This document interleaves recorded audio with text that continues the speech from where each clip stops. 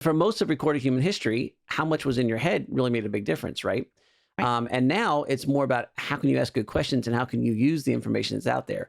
And I don't think this is actually giving the value everybody thinks it does. The things that people actually need to be successful are not being taught in the classroom because the classroom still assumes this answers-based paradigm where they just put answers in people's head. Hey everyone, this is Yvette Hampton. Welcome back to the Schoolhouse Rocked podcast. I am back with a returning guest this week. His name is Jonathan Brush, and we had such a great response to the last episode we did with him. And I want to say that was back in probably 2021, I think. So. Yeah, that sounds right. Yeah, a couple of years since you've been on. And we talked about raising adults, and raising our kids to become adults. And we're going to focus a little bit on that again today, but talk about, I think we're going to just dig a little bit deeper into that topic. But before we get into it, I want to say thank you to our sponsor, BJU Press Homeschool. No parent should homeschool alone. You have a God-given calling to bring up your child to love God and to steward his creation. And BJU Press exists to help you be successful in that endeavor. Visit their website at bjupresshomeschool.com or call 1-800-845-5731 to connect with an experienced homeschool consultant.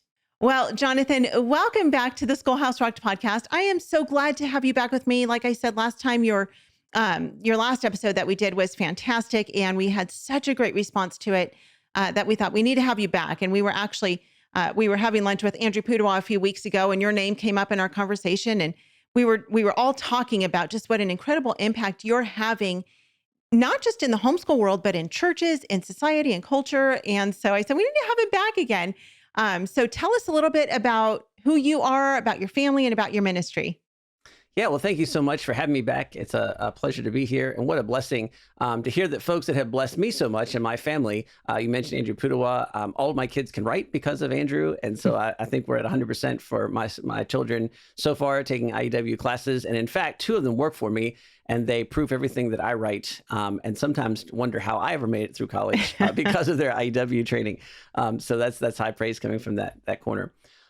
So I'm a homeschool graduate myself. I married a homeschool graduate. We were homeschooled back in the days when we had truant officer drills, and we memorized the HSLDA's phone number and things like that. So it's always a kick to be on this kind of new world. I still have to pinch myself where it's growing and getting exciting, and more people think it's normal, at least have heard of it, and that just is really fun. I have 6 children at the moment, 2 foster children, and so we have a very busy house. 2 of my student children have graduated. One of whom works for me, and both have been involved in the program that we do. And so that's been really fun. And my third is now in the program. And that program is, the name of our company is Unbound. And the primary program, we run several, but the primary program is Ascend, which is a project-based higher education program. And I think I could tell you all kinds of things about that. And I think we'll talk about it later. But maybe what I will say now is that I get the privilege of working with the creme de la creme, the very best of the homeschool world. And that is just a unbelievable blessing. In fact, I was just at this event in Colorado, and I went to bed, and the students were still up, and we were in this building. We were the only ones in this building. And I was getting ready to fall asleep, and I heard this almost unearthly, heavenly music like wafting through the halls. And the kids were all singing hymns. Now, remember, all the staff are in bed at this point. It's the last night of our event. And so I stuck my phone out the door, and I filmed this empty hallway with this beautiful music coming to the building. And I texted our board and I said, this is what happens when you turn a bunch of Unbound students loose without supervision after 1 a.m. in the morning. And they're all singing hymns, right? It's not in the program, and it's beautiful. And I texted it out at 1 o'clock in the morning, and one of my board members responded and said, I'm pretty sure you have the best job in the world. Wow. And I would absolutely agree with that. And it's because of the really cool people I get to work with. Yeah, that's so cool. So explain Unbound to us really quickly in a nutshell. What is Unbound? What is Ascend? I told you before we started recording, Our oldest is, she's just finished her junior year of high school. We're going into her senior year. And it is always on the forefront of my mind. Like, okay, what next? What next? Not that she has to have her whole life planned out, but I hope we haven't screwed her up too badly. That's always, I think, what every homeschool parent thinks, what every parent thinks. What have we done right? What have we done wrong? What could we have done differently? Where are they going to go next? And it's a scary thing. And so Unbound, I know, really focuses on those kids. What is it exactly that you do? Yeah, so I think maybe there's all kinds of ways to describe this. So let me try this and see if this makes the most sense. I have this theory, and it's a little countercultural, that says that when people say we live in a knowledge-based economy, they're really just talking heads that haven't thought very deeply about what they're saying. Because what that implies is that we need a bunch of really smart people to run our world. And when they say smart, they mean academics and they mean GPAs and all those kinds of things. And I absolutely have no problems with people with high GPAs. I graduated magna cum laude from my school in the top couple percent and have really good academic experience. But that is not what matches reality from what I can see. And from what I see, reality is a little different. We have access to almost unlimited information, and it's measured in mere microseconds how fast we get that information. So all of a sudden, having knowledge, having a bunch of answers stuffed in your head, that's not really the information or the skills that you need to thrive in the world. And so the way we say this is we say, we live in a questions-based paradigm, but most people think we live in an answers-based paradigm. And for most of recorded human history, how much was in your head really made a big difference, right? And now it's more about how can you ask good questions and how can you use the information that's out there. And I found that was not being, I'm a veteran of higher education. I worked for a higher education institution, a college for 12 years. I always had an executive position as director of admissions there. I'm very familiar with traditional higher ed. And I left mostly because I didn't like the debt aspect of it. And also because I was really frustrated with the faith aspect of it. But the third piece was, it's like, I don't think this is actually giving the value everybody thinks it does. The things that people actually need to be successful are not being taught in the classroom because the classroom still assumes this answers-based paradigm where they just put answers in people's head. Right. And so Unbound is very much designed with that in mind to say, look, education is important and you need to learn things. And in fact, we'll help you earn college credits and you can transfer those credits in. We guarantee everything transfers. You get a fully accredited degree. About 70% of my students do that. Most of them are graduating through Liberty University, but we have multiple partners and work with all kinds of schools. But the important part is not so much the degree, it's about the life skills that you need. And so the question was, what if we designed a training program that actually taught the things you needed to be successful? And I think those things are pretty plain. That's really great communication skills. It's critical thinking skills. It's practical applications. It's leadership skills. It's being able to take an idea from an idea to reality. It's being able to get along with other people. What if we treated those with as much rigor as we treat our academic courses? And what would happen if we did that? And what would happen is that we just get students who outperform their peers dramatically. And so that's what Unbound focuses on. Yes, we can help you earn a degree. We can almost always do it without debt. But more importantly, we will do that in a way that puts the emphasis on the skills and the training that you actually need to be successful in the world. And we call that project-based education, which basically means, to put it simply, if you're going to start a business, you should study about starting a business and you should start a business. And those two things together will probably get you a lot farther than just studying about it. Yeah, yes, for sure. Garrett has his degree in business, and he didn't get his degree until he was in his 30s. He had started it, of course, right out of high school, and then he went into the military, and then we, had our own business. We've had a few businesses of our own, and then he went back to school to finish his degree, and he was studying all these business books, and he was like, "Well, this is not exactly how business works." Talking about, yeah. Yeah. It was so crazy, that he was like, this is not, I mean, in some ways it was, but in a lot of ways he was like, this is not real. This is not realistic. Well, there's this weird distortion field. My favorite example is I had a kid that came through our program and was doing marketing, and he was working for us and killing it. And then he went to finish his degree at the school, so earned the last 30 credits of his major. And he sent me a snapshot and his textbook from his keynote marketing class. The case study example was MySpace for social media marketing. Oh, yeah. When was the last time MySpace had anything to do with social media, right? And so he's like, this is state of the art. I mean, at a good school in marketing. And there is kind of a trap there, right? Institutions are very slow to change. The people that work for them, generally came as experts many years ago. And I'm finding that, our marketing strategy changes. It used to be every year, then it was 6 months. Now it's like every 3 weeks. Right. And so, there's just this fast moving aspect to it that I think requires a different approach if we really want to give our students the skills they need to be successful. Yeah, absolutely. Let's take a break. We'll be right back. We want to thank all of our sponsors for making this show possible: BJU Press Homeschool, CTC Math, Apologia, and IEW. Without them, we wouldn't be able to do this. Visit the show notes for links to these great companies and thank them for supporting the Schoolhouse Rocked podcast. We are back with Jonathan. Jonathan, I know you have an acronym called ADULT because that's what you're doing. Is you're helping adults, you're helping kids to become adults, these young adults, to move into adulthood. And this acronym is really kind of your framework for learning. Explain to us what that is. Yeah, so there's an author named Andy Andrews. Maybe some of your listeners have read him. If not, you should check out some of his books. And I was recently on his podcast, and he's a great teacher. And he has this line that I'd love to steal, but I have to credit him. And it says, "Your goal is not to raise great children. Your role is to raise great adults." And so we thought about that a lot in the program, and then we started thinking about the things that we were watching be successful. So we collectively had many years' experience in higher education and doing kind of alternative higher education. And so we said, well, there's some patterns here. These things work and these things don't. And how do we collect them and make sure that anything we design at Unbound, we have to change every couple of weeks sometimes to make those adjustments, but how do we make sure that we're sticking to some things that we know are successful? So the acronym ADULT, and we call this our learning framework for Unbound, and it stands for ask, do, understand, live, and thrive. And so that first one is a little bit like we talked about in the last segment, which is ask. And this is an explicit acknowledgement that we live in a questions-based paradigm, not an answers-based paradigm. And I tell people, I am very skeptical when somebody tells me everything has changed. I'm like, what are you trying to sell me? And so I try to tell people, like, look, if I'm admitting up front, this sounds skeptic-inducing, but I think I can explain this to you pretty quickly. When I was in high school, before I went to college, if I wanted to learn something new, my parents didn't know the answers, and it wasn't in our house in a book. I had to drive to the library, pull the card catalog, find a book, read it, and memorize it or, write it down somewhere. And if the library didn't have it, there was this thing called interlibrary loan that as a 16-year-old, I was not taking advantage of because it was way too complicated to do that, right? And so I was limited in the sense of what knowledge is in my library and that I was willing to go and read about. And now that's, of course, very different now, right? I mean, now you have instant access to the entirety of information. So because of that, before, people's effectiveness in the marketplace is measured by how much stuff was in their head.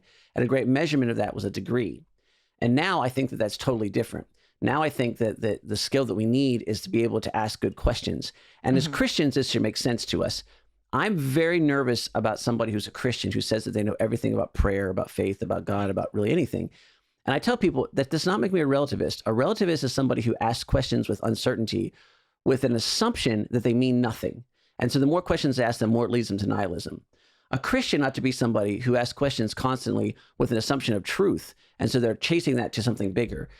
And so, but a relativist will say, well, I can be a relativist, but I'm also a physicist, and I trust in gravity and the laws of physics, and so I can build rockets that work, right? And just like there's a Christian, I also assume that I never know everything about God and that I need to constantly ask questions. But at the same time, I trust in God's moral character and moral laws enough that just like a physicist trusts in gravity, so that it helps me to learn and to live. And so what that means is I tell our students, you should be in a constant position of asking questions, which should lead you to a better answer, should ask a better question. And this seems to reflect reality in the sense that God says for eternity, you have to spend the rest of eternity learning about me. So why would we think that we would know everything now? So if we teach students to have this attitude of this, asking questions, it is a very practical kind of push forward. I find that people who don't go to college and say, I have a degree, why is the world not paying me? And it's like, well, because your degree doesn't mean anything. I mean, like it's only as good as what you're doing. So when you ask a question, it should ask you to do something. So ask, do. And this is the project-based aspect of education. You should be doing something practically. You should be moving forward, which should then allow you to ask a better question. And you should continue to do that. And in the process, that question asking combined with an attitude towards action will help you better understand what's going on in your world. And then I think that there's some fundamental things that we can teach students and say, hey, there's some pivotal foundational things that if you understand, it'll make everything work better in your life. Things like truth, right, with a capital T, and that's what you're asking questions to obtain. Like things about a Christian framework of understanding the world. Things like understanding that we were given a story to make sense of reality, and your life is often best understood in a story. And those kinds of things combined really help people sort of shift from going, my success will be determined by how well I do my test, to my success will be determined by how well I continue to ask and answer questions as I move forward, if that makes sense. Yeah, it totally does. And I think one of the ways that kids learn to ask questions is by us asking them questions, right? Absolutely. And we learned that. Ginger Hubbard was one of the first people who, I think she probably is the first person who ever taught me that, is that with our kids is to ask heart probing questions. Mm-hmm. And I'm talking from the time our kids are itty bitty, ask them questions that make them think through why it is that they've made the decision that they've made.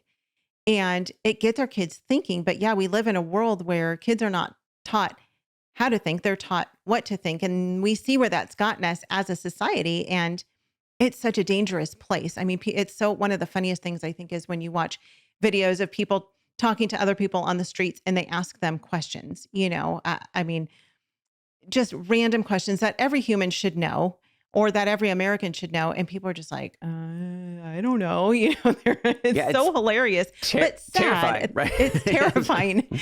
I saw one recently and they asked somebody what other two countries border the United States. And I was surprised at how many people could not answer that question. And I'm like, have you not looked at a map? I mean, they're not asking you to name all 50 states. Right. They're like, that should be the simplest answer. And, but it's true. We have to ask questions so that people will learn how to think. And it's weird. So you talk about asking questions. Why do you think as these kids are entering into adulthood, it's so important for them to not just ask questions, but to know how to ask questions? Yeah. So two things. One reflects back on your kind of asking questions. There's a knowledge aspect of that, but there's also, I have a 1.5-year-old foster daughter. And right before this podcast, over lunch, she was kind of standing on a chair, reaching for something on the table. Now, if I say, no, don't do that, she may or may not respond to that. But there's something in a human nature that when somebody says no, you want to see if you can instead. But when I ask, is that yours? Are you supposed to do that?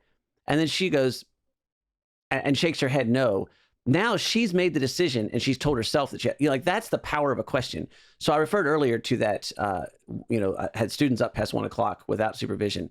And if you're just listening to that code, you're like, what kind of program are you running? Well, I run a program where I say, I want you to not be stupid. And they said, what does it mean to be stupid? And I said, I don't know. I think you should ask that question. That's our number one rule here. Don't be stupid and act like an adult. What does it mean to act like an adult? And when I do that, instead of a bunch of rules that they say, I wonder if Mr. Brush will care about this. I wonder if I can do that. Instead, they're constantly asking, what does it mean to act like an adult? And my experience is, without exception, in my experience with Unbound students, they act better than most adults.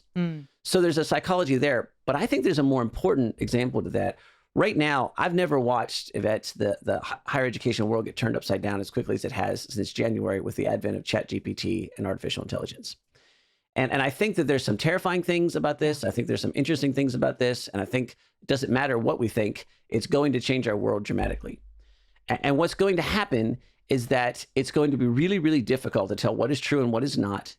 And that knowledge is going to become a premium because only people who care innately about knowledge will actually have it.